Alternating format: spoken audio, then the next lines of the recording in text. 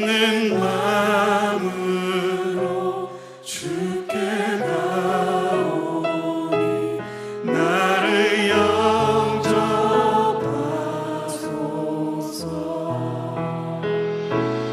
내가 매일 십자가 앞에 더 가까이 가오니 구세주의 흘린 보배 피로써 나를 정케 하소서. 할렐루야. 오늘 이 아침에 함께 모여 기도하시는 우리 성도님들을 환영하고 또 함께 합심하여 기도할 때 하나님의 크신 은혜가 저희 중앙교회 안에 또 성도님들의 가정 안에 또 기도드리는 모든 기도의 응답으로 말미암아 하나님으로부터 오는 귀한 복을 누리시는 우리 중앙교회 성도님들 되시기를 간절히 축원드립니다. 우리 다 같이 사도신경으로 우리의 신앙을 고백하시면서 2020년 5월 21일 목요일 아침 기도회를 하나님께 드리겠습니다. 전능하사 천지를 만드신 하나님 아버지를 내가 믿사오며 그 외아들 우리 주 예수 그리스도를 믿사오니 이는 성령으로 잉태하사 동정녀 마리아에게 나시고 본디오 빌라도에게 고난을 받으사 십자가에 못 박혀 죽으시고 장사한 지 4일 만에 죽은 자 가운데서 다시 살아나시며 하늘에 오르사 전능하신 하나님 우편에 앉아 계시다가 저리어서 산 자와 죽은 자를 심판하러 오시리라. 성령을 믿사오며 거룩한 공예와 성도가 서로 교통하는 것과 죄를 사하여 주시는 것과 몸이 다시 사는 것과 영원히 사는 것을 믿사옵나이다. 아멘. 찬송가 200장 통일찬송가 235장 하나님께 찬양하겠습니다.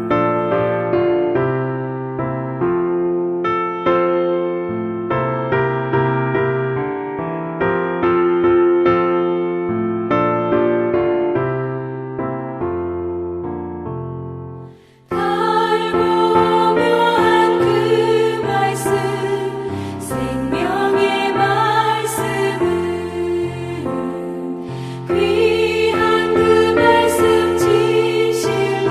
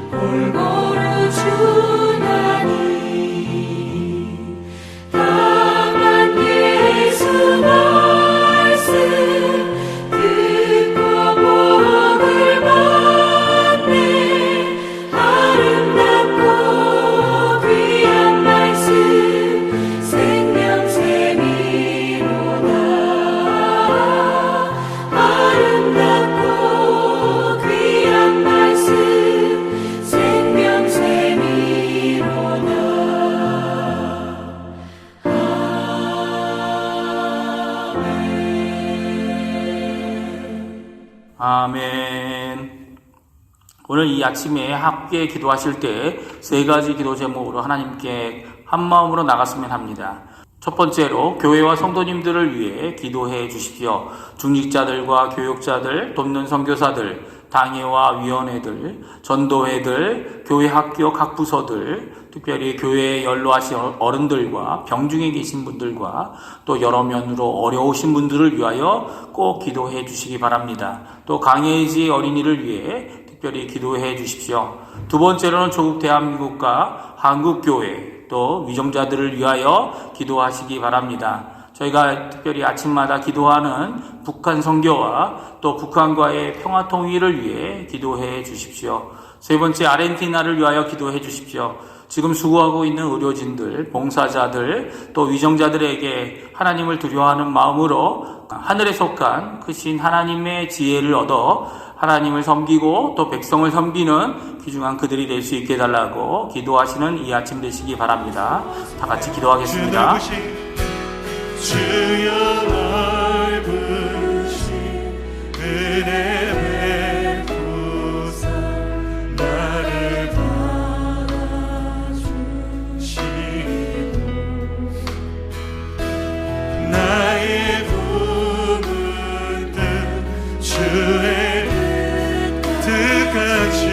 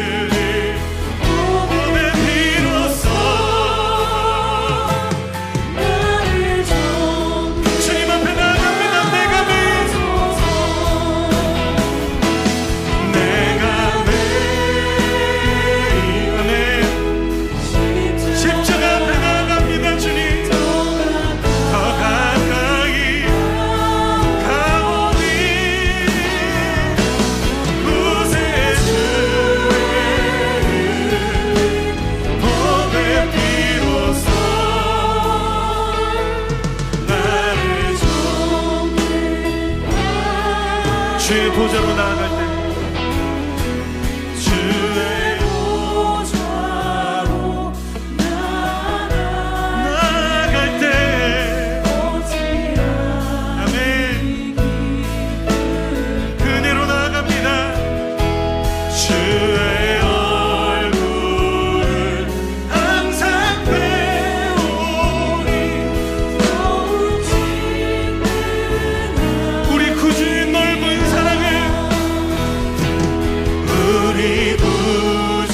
예수님의 이름으로 기도합니다. 아멘.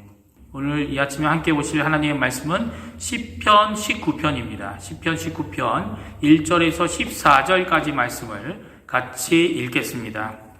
제가 갖고 있는 성경으로는 구약성경 815페이지에 있습니다. 다 찾으신 줄 알고 같이 읽습니다. 하늘이 하나님의 영광을 선포하고 궁창이 그의 손으로 하신 일을 나타내는도다. 날은 날에게 말하고 밤은 밤에게 지식을 전하니 언어도 없고 말씀도 없으며 들리는 소리도 없으나 그 소리가 온 땅에 통하고 그의 말씀이 세상 끝까지 이르도다. 하나님이 해를 위하여 하늘의 장막을 베푸셨도다. 해는 그의 신방에서 나오는 신랑 같고 그의 길을 달리기 기뻐하는 장사 같아서 하늘 이 끝에서 나와서 하늘 저 끝까지 운행하며 그의 열기에서 피할 자가 없도다. 여호와의 율법은 완전하여 영혼을 소생시키며 여호와의 증거는 확실하여 우둔한 자를 지혜롭게 하며 여호와의 교훈은 정직하여 마음을 기쁘게 하고 여호와의 계명은 순결하여 눈을 밝게 하시도다.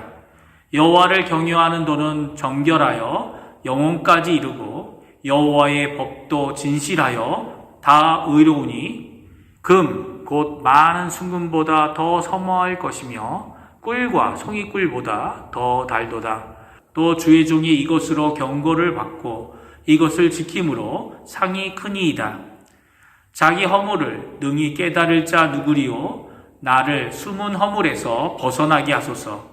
또 주의 종에게 고의로 죄를 짓지 말게 하사 그 죄가 나를 주장하지 못하게 하소서. 그리하면 내가 정직하여 큰 죄가에서 벗어나겠나이다. 나의 반석이시여 나의 구속자이신 여호와여, 내 입의 말과 마음의 묵상이 주님 앞에 연락되기를 원하나이다. 아멘. 오늘 시편은 다윗이 지은 시입니다. 그런데 다윗이 무엇을 하며 부르는 찬양이라고 고백하고 있습니까? 마지막 절인 14절의 말씀을 보면 다윗이 지금 어떤 마음과 어떤 자세로 하나님을 찬양을 하고 있는지 잘 적고 있습니다. 14절 말씀 다시 한번 읽어보겠습니다. 시작. 나의 반석이시요 나의 구속자이신 여호와여, 내 입의 말과 마음의 묵상이 주님 앞에 연락되기를 원하나이다. 내 입의 말과 내 마음의 묵상이라고 말하고 있습니다. 다윗은 입의 말 그리고 마음의 묵상으로 이 찬양을 하나님께 드리고 있습니다. 그리고 이것이 하나님께서 받으실 만한 귀한 것이 되기를 말씀하고 있습니다. 어떤 묵상이고 어떤 입술의 고백입니까? 그것은 바로 하나님의 소리 아니면 하나님의 말씀에 대한 것입니다. 우리의 언어로 우리가 이해하도록 쓰여진 하나님의 말씀은 이렇게 성경이라는 정경으로 쓰여져 있기 전에도 분명히 있었습니다. 다윗의 묵상인 시편 19편 1절에서 6절까지의 내용이 바로 이것에 대한 말씀이죠. 오늘 하늘과 궁창이 나타내는 것은 하나님의 영광과 하나님의 일하심입니다. 그 지식을 전달하고 있습니다. 비록 그것은 언어도 아니고 말씀도 아니며 소리도 아닙니다. 그런데 이 소리가 어디까지 이르게 된다고 오늘 성경은 말씀하십니까? 4절 말씀입니다. 그의 소리가 온 땅에 통하고 그의 말씀이 세상 끝까지 이르도다. 하나님이 해를 위하여 하늘의 장막을 베푸셨도다. 우리는 이런 것을 일반 계시 혹은 자연 계시라고 명명합니다. 창조의 사역을 하신 하나님의 영광 그리고 그분의 일하심이 그리고 또한 그 일하심에 대한 지식이 분명히 보여져 하나님께 감사하도록 하신다는 이 계시가 일반 계시이고 자연 계시인 거죠.